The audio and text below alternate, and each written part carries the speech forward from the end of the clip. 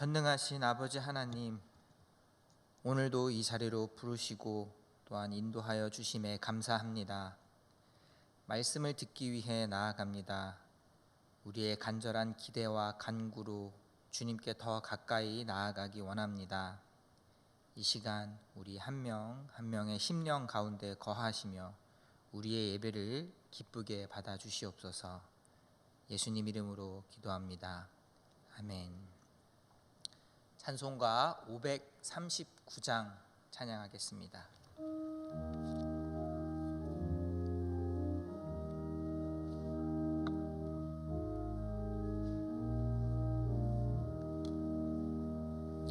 너 예수께 조용히 나가 내 모든 짐 내려놓고 주 십자가 사랑을 믿어 죄 사함을 너 받으라. 주 예수께 조용히 나가 내 마음을 쏟아놓으라. 늘 은밀히 보시는 주님, 그 은혜를 베푸시리. 주 예수의 은혜를 입어 내 슬픔이 없어지리. 내 이웃을 늘 사랑하여 너 받은 것 거저주라. 주 예수께 조용히 나가 내 마음을 쏟아놓으라. 늘 은밀히 보시는 주님, 그 은혜를 베푸시리. 주 예수를 친구로 삼아 늘 내 옆에 모시어라. 그 영원한 생명 샘물에 내 마른 목 죽이어라. 주 예수께 조용히 나가 내 마음을 쏟아놓으라. 늘 은밀히 보시는 주님, 그 은혜를 베푸시리. 너 주님과 사귀어 살며 새 생명이 넘치리라. 주 예수를 찾는 이 앞에 참 밝은 빛 비추어라. 주 예수께 조용히 나가 내 마음을 쏟아놓으라. 늘 은밀히 보시는 주님, 그 은혜를 베푸시리.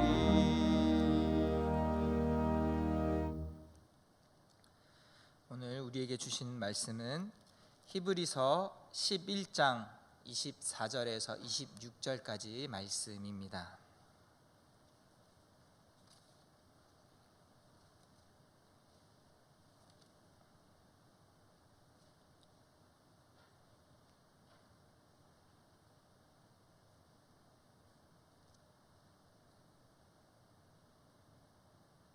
한 절씩 교독하겠습니다.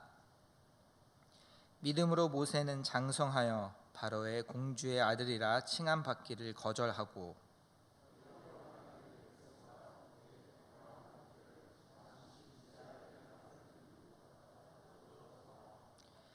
그리스도를 위하여 받는 수모를 애굽의 모든 보화보다 더 큰 재물로 여겼으니 이는 상 주심을 바라봄이라. 아멘.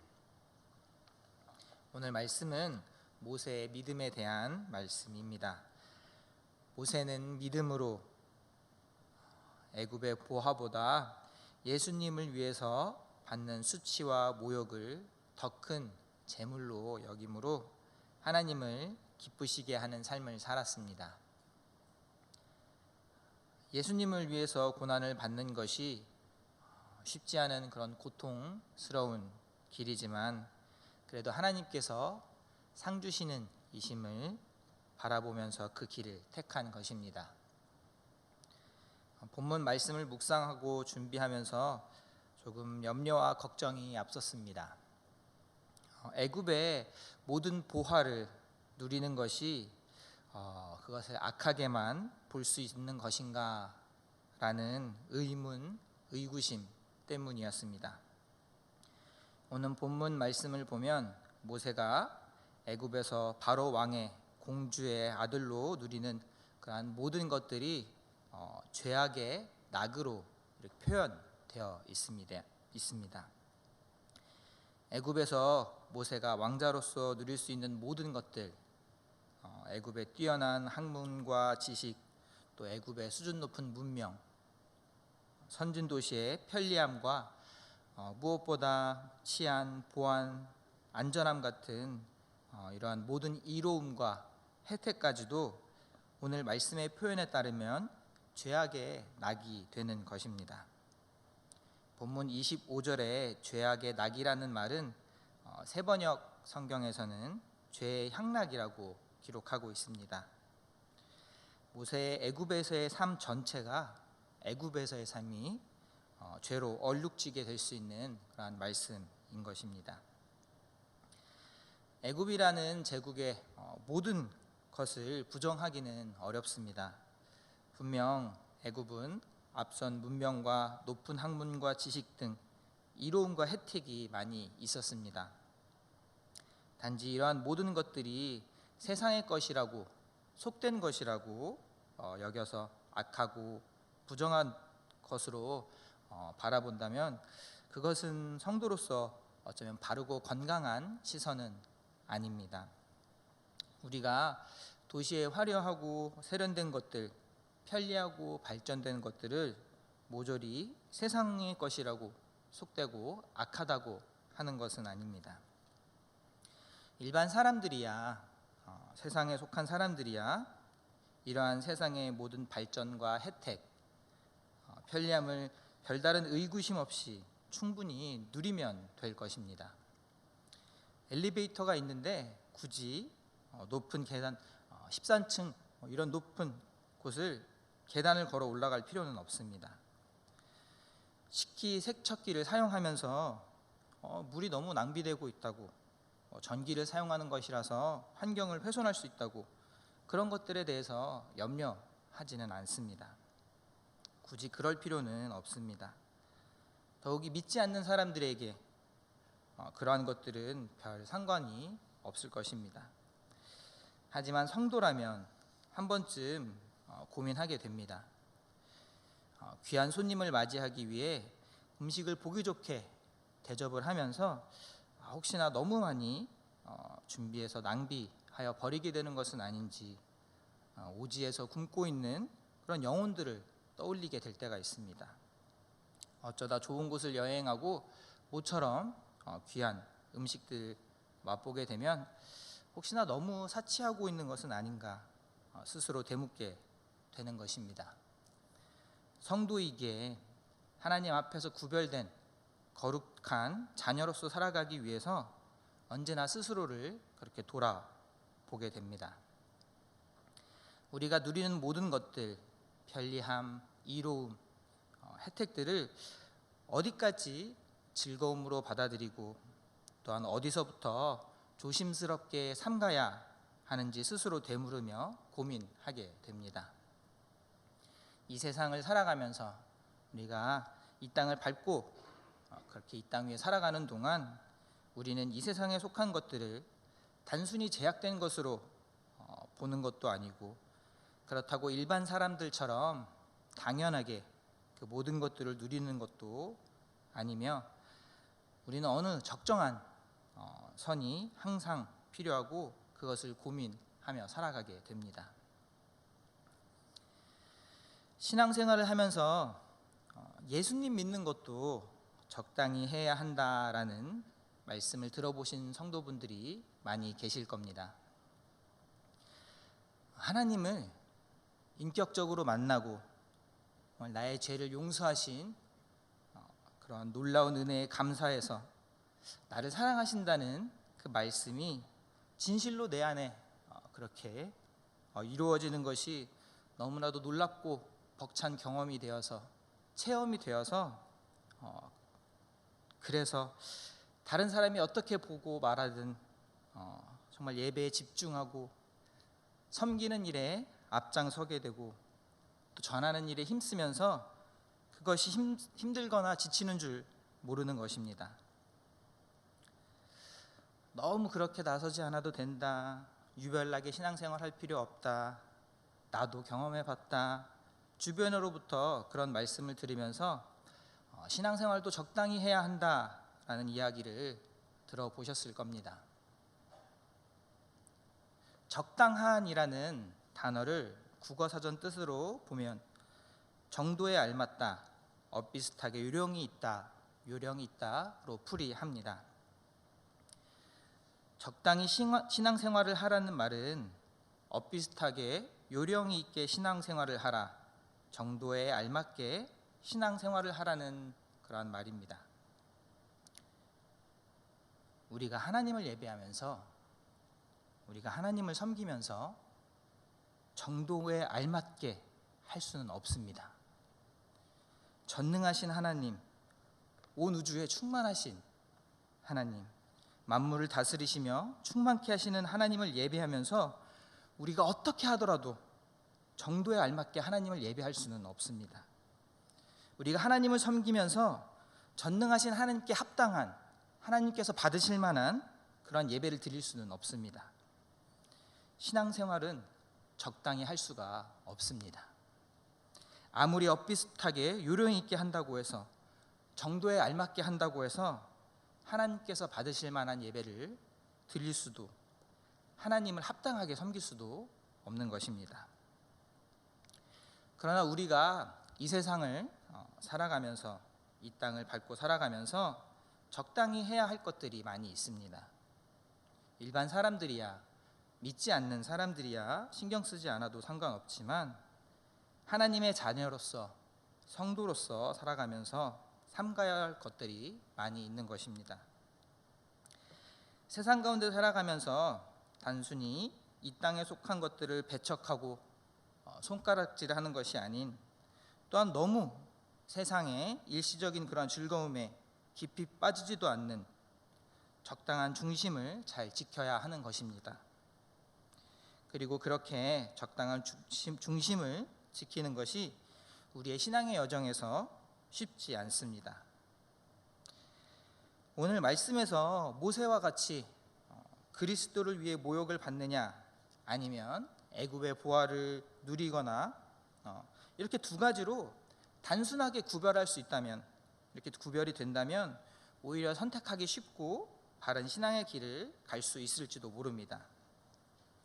그러나 우리의 신앙의 여정이 그렇게 단순하게 구분되지 않기에 항상 실수하고 또 낙심하고 넘어지기 쉬운 것입니다. 우리가 하나님을 적당히 섬기기 위해서, 전능하신 하나님께 합당한, 하나님께서 받으실 만한 예배를 드리기 위해서 세상을 등져야 하고 세상을 손가락질하며 배척해야 하는 것은 아닙니다. 하지만 세상의 이로움과 즐거움 속에 살아가면서 언제나 우리 스스로 깨어서 삼가며 성령 하나님의 조명을 구하고 또 기도 가운데서 하나님의 올바른 인도하심을 항상 간구해야 할 것입니다. 오늘 본문 말씀에서 애굽 바로 왕의 공주의 아들로 살아가는 것이 죄의 낙이라고 말씀하고 있습니다. 그러나 또한 26절에서는 그리스도를 위하여 받는 수모를 애굽의 보화보다 더 큰 재물로 여긴다고 말씀하고 있습니다. 그리스도를 위한 수모를 더 큰 재물로 여기는 것입니다. 그리스도를 위한 수모를 애굽의 보화보다 더 큰 재물로, 수모 자체를 재물로 여기는 것입니다. 수모 자체를 우리가 소유한 재물이라고 말씀하고 있습니다. 모욕과 수모가 우리 성도의 물질이고 우리의 부유함이고 소유이고 재물인 것입니다. 사실 모욕과 수모를 재물로 여기는 것은 불가능합니다. 아무리 우리가 예수님을 위해 받는 모욕과 수모일지라도 그것이 우리 삶에 있어서 부요함이나 물질이나 재물이 되는 것은 아닙니다. 하지만 우리는 성도이기에, 하나님의 자녀이기에 믿음으로 보이지 않는 것을 지금 바로 눈앞에 존재하는 것처럼 바라볼 수 있습니다. 믿음을 통해서 수모와 모욕조차 예수님을 위해서 받는다면 진실로 참된 우리의 부요함과 물질과 더 큰 재물이 되는 것입니다. 세상의 풍요와 즐거움을 배척하는 것이 아닌, 그렇다고 그것에 물들어 버리는 것도 아닌, 믿음으로 그리스도를 위한 수모와 모욕조차 우리의 부유함과 재물로 바라보는, 그렇게 하나님께서 기뻐하시는 자녀로 살아갈 수 있는 저와 여러분이 되기 원합니다. 기도하겠습니다. 아버지 하나님, 감사합니다. 이 땅을 살아가면서 때로 즐거움에 빠진 줄도 모르고 즐기며 살아갈 때가 있습니다. 또 때로는 세상을 손가락질하며 다른 이들을 정죄하며 그것을 나의 의로 여기는 어리석음 가운데 행하기도 합니다. 세상 가운데 살아가는 동안 언제나 우리의 발걸음을 조명하여 주시기 원합니다. 우리의 신앙이 성장하여 믿음이 장성하여져서 주를 위한 고난과 수모가 진정한 우리의 보화가 되길 소망합니다. 연약한 우리를 도우시고 능하게 하여 주시옵소서. 예수님 이름으로 기도드립니다. 아멘. 하늘에 계신 우리 아버지, 아버지의 이름을 거룩하게 하시며 아버지의 나라가 오게 하시며 아버지의 뜻이 하늘에서와 같이 땅에서도 이루어지게 하소서. 오늘 우리에게 일용할 양식을 주시고 우리가 우리에게 잘못한 사람을 용서하여 준 것 같이 우리 죄를 용서하여 주시고 우리를 시험에 빠지지 않게 하시고 악에서 구하소서. 나라와 권능과 영광이 영원히 아버지의 것입니다. 아멘.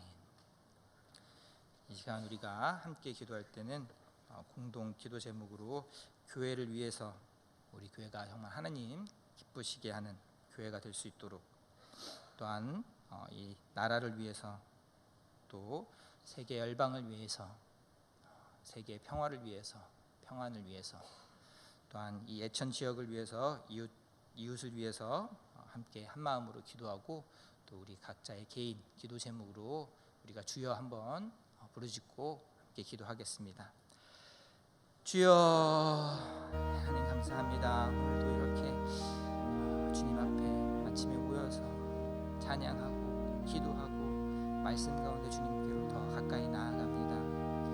우리의 연약하고 부족함을 가리시고 또 우리가 그 모든 것들 가운데 주님 앞에 엎드려 우리의 죄와 허물을 고백할 때 주님 우리를 불쌍히 여기시고 주님의 은혜와 주님의 사랑으로, 주님의 크신 자비로 우리를 더욱더 주님께 감싸주시고 우리를 위로하여 주시고 받아주시기를 원합니다. 주님, 무엇보다 오늘 말씀 가운데 주님, 우리가 세상 가운데 살아가며 연약하고 부족했던 모습들을 아버지 세상 가운데